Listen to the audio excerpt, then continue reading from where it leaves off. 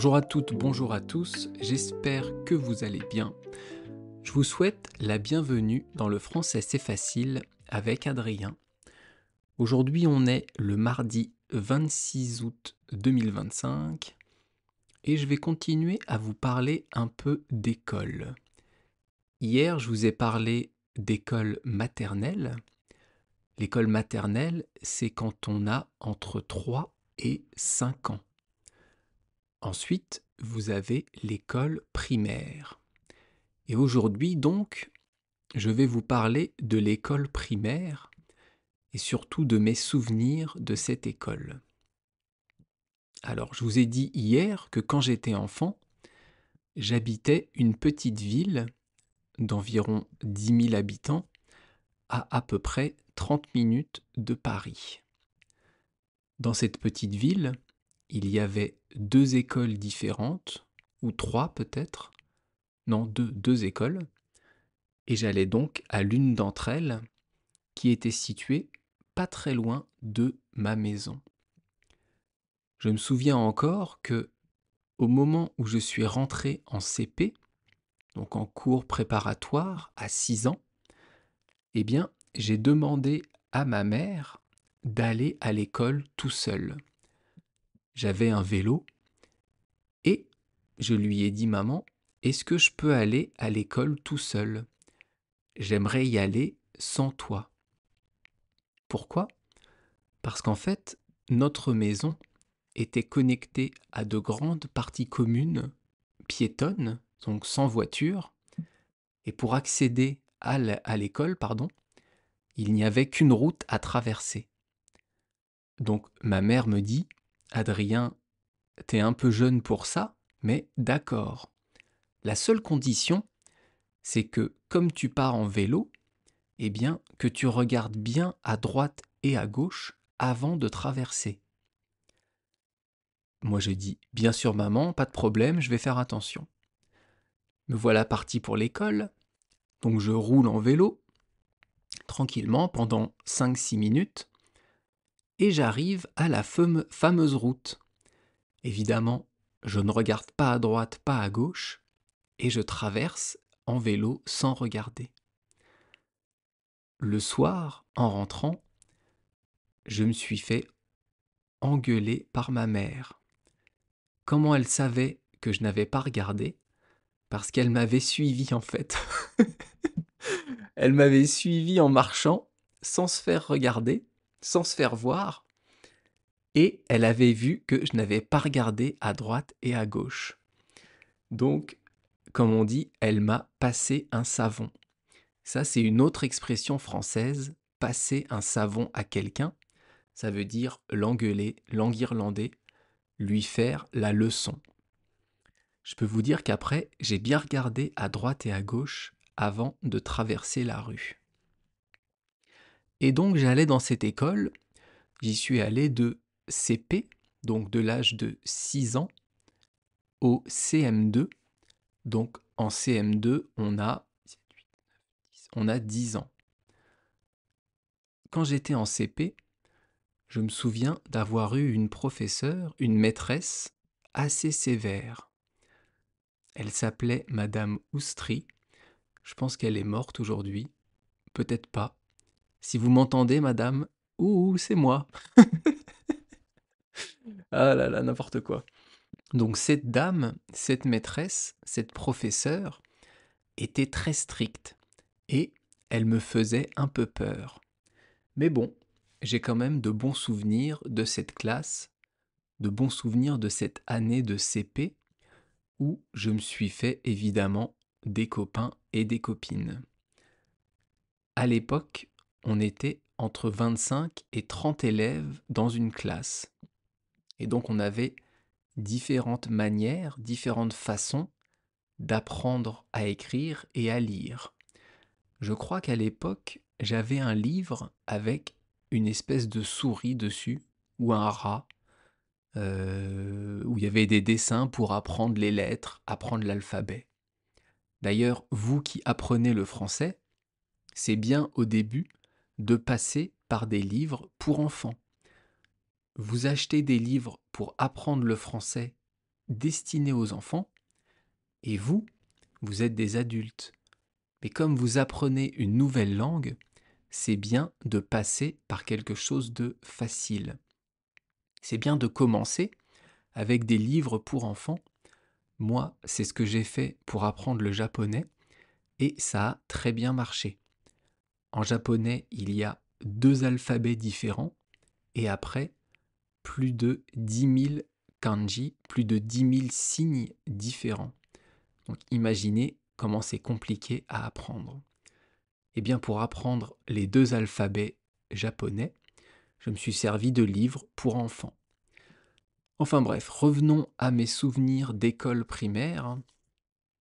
Je me souviens que pendant la récréation, donc pendant les pauses, eh bien on jouait beaucoup au football dans la cour, ou on jouait au handball, ou bien encore on jouait aux billes. À l'époque, c'était la mode des billes. Les billes, ce sont de petits jouets de forme ronde que vous poussez avec les doigts. Il fallait toucher la bille de l'autre pour pouvoir la remporter, et après on faisait des échanges de billes. Je pense que c'est l'enfance, quand on a une enfance heureuse évidemment, une période bénie.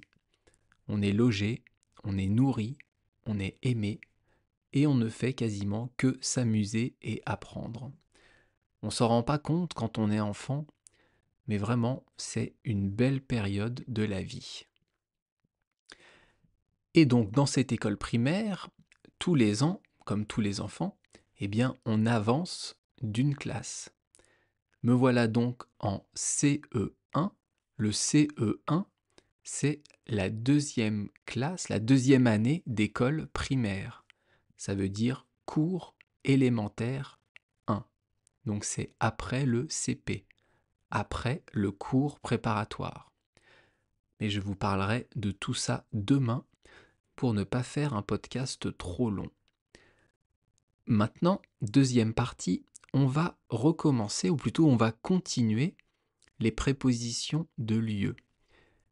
On a parlé de ça hier, et aujourd'hui, on va en voir d'autres. Aujourd'hui, on va parler de en dehors de.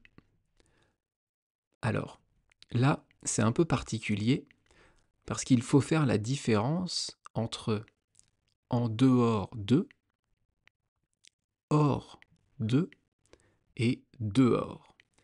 Ce sont 3 mots, 3 locutions différentes qui veulent dire un peu la même chose, mais qui ont quand même des différences. En dehors de, ça veut dire à l'extérieur. Il y a un rapport entre 2 choses, entre 2 éléments. Si, comme exemple, je vous dis « je suis parti fumer en dehors de la maison », ça veut dire « je suis parti fumer à l'extérieur », dehors. Mais on peut dire aussi « je suis parti fumer hors de la maison ». Hors de, c'est un peu comme en dehors de. Ça veut dire à l'extérieur. Je suis parti fumer en dehors de la maison, ou je suis parti fumer hors de la maison. Ça veut dire la même chose. Et ensuite, vous avez dehors. Là, ça veut dire aussi à l'extérieur, mais ce n'est pas une préposition, c'est un adverbe. Ne vous inquiétez pas avec ça, c'est pas ça qui est important. Mais en fait, quand vous dites dehors, vous ne pouvez pas rajouter d'éléments après. On ne peut pas dire je suis parti fumer dehors de la maison. Ça ne marche pas. On dit je suis parti fumer dehors. C'est tout. Donc on n'a pas d'informations en plus. On n'a pas d'éléments qui permettent de nous dire qu'il y a une maison dans la phrase. Je suis parti fumer dehors, ça peut être en dehors du restaurant ou hors du cinéma. On ne sait pas. Donc en dehors et hors de, on peut mettre après quelque chose. Dehors, on ne peut rien mettre après. En tout cas, pas d'informations sur le lieu. Ensuite, on va voir une autre préposition qui est en face. En face, ça veut dire devant. On va prendre comme exemple le cinéma est en face de la gare. Eh bien ici, si vous sortez de la gare, devant vous, vous verrez le cinéma. Le cinéma sera en face de vous, donc devant. C'est bien un lieu, donc une préposition de lieu. Un autre exemple, je suis en face de la maison, je suis devant la maison. Je regarde la maison en face de moi. On peut dire ça aussi. Et enfin, dernière préposition pour aujourd'hui, c'est tout facile, c'est loin. Loin, c'est le contraire de proche. Ça veut dire éloigné. Exemple, j'habite loin de la ville. Donc ma maison, le lieu où j'habite, se trouve loin de la ville, n'est pas près de la ville, est éloigné de la ville. Là encore, on a une information sur le lieu, puisqu'on est loin de la ville, on n'est pas près de la ville. Donc, préposition de lieu. Demain, on va finir avec les prépositions de lieu, parce que ça fait déjà plusieurs podcasts qu'on est dessus, et que j'espère que ça ne vous ennuie pas trop. Et après, on s'occupera des prépositions un peu spéciales avant de passer à autre chose en français. Et tout de suite, on va commencer l'expression du jour. Ça se voit comme le nez au milieu de la figure. Alors, dans cette expression, il y a beaucoup de mots. Le premier mot, c'est ça. Ça, c'est la forme contractée de cela. Et c'est un pronom démonstratif. Il va désigner quelque chose. Dans l'expression, c'est une généralité, mais quand vous allez l'utiliser ou l'entendre, cette phrase, on va parler de quelque chose. Ça va montrer, ça va désigner une chose. Ensuite, vous avez le verbe pronominal se voir. Ça se voit comme le nez au milieu de la figure. Se voir, donc c'est un verbe pronominal, je vous ai dit. Ce n'est pas l'action de voir quelque chose. C'est quelque chose qui se voit. C'est un peu comme une forme passive. Donc ça peut être vu. Là encore, on ne sait pas de quoi on parle. Est-ce qu'on parle d'un bâtiment? Est-ce qu'on parle vraiment du nez? Est-ce qu'on parle de quelque chose d'abstrait? Ça peut être tout et n'importe quoi. On ne sait pas. Tant qu'on n'a pas vu l'expression et tant qu'on n'a pas eu le contexte de la phrase. Quatrième mot de l'expression, c'est comme. Comme ça veut dire autant que, de la même manière que, et c'est un adverbe. Ensuite, vous avez le nez, ça se voit comme le nez au milieu de la figure. Le nez, eh bien, c'est ce qu'on a au milieu du visage. Ce qui permet de respirer, c'est le nez. On a un nez et deux narines, deux trous de nez. Là, je me suis bouché le nez. Je parle avec le nez bouché. Pardon. Là, j'ai parlé donc avec le nez bouché. Le nez, c'est ce qui permet aussi de sentir les odeurs. Je vous ai parlé il y a quelques jours du sens de l'odorat, de pouvoir sentir les bonnes et les mauvaises odeurs. Eh bien, c'est grâce au nez. On va finir l'expression, il reste au milieu de et la figure. Au milieu de, c'est au centre de. L'église est au milieu du village, l'église est au centre du village.